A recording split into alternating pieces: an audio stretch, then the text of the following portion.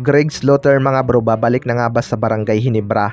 At si Stan posibleng i-trade na kaya sa Converge? Yan mga bro, pagkatapos mong i-like ang ating video, mag-subscribe na rin kung bago ka pa lang sa ating channel at i-click ang notification bell para lagi kang updated sa ating mga sports balita.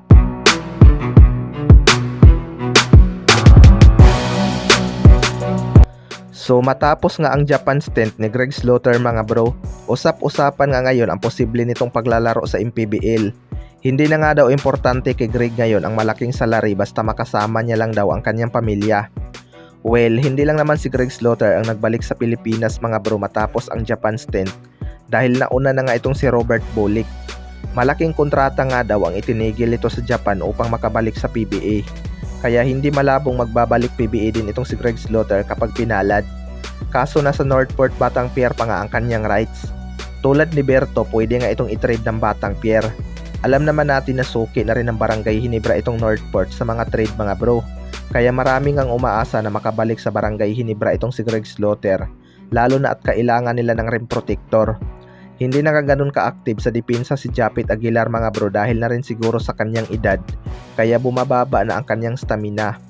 Magandang pangtapat nga kay Junmar Fajardo itong si Greg Slaughter lalo na sa Philippine Cup.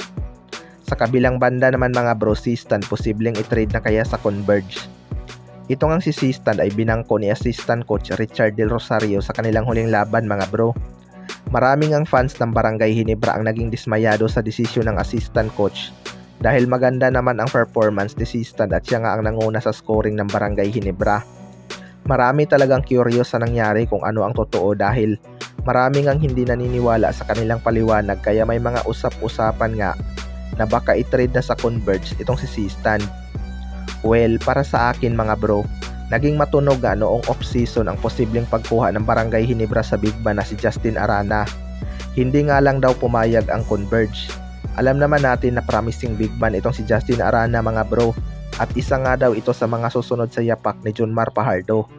May galaw din talaga sa ilalim itong si Justin Arana at napakasipag pa rebound. Pero sa ngayon mukhang malabo naman napakawala ng Barangay Hinebra itong si Stan mga bro.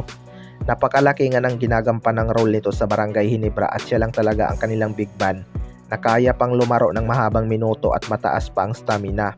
Pero kung may problema talaga na hindi natin alam, hindi rin malabong handa itong Barangay Hinebra na baka natunugan din nila ang pagbabalik ni Greg Slaughter at baka sa Converge din ang bagsak nito kaya gusto na nilang unahan. Kayo mga bro, ano masasabi nyo tungkol dito?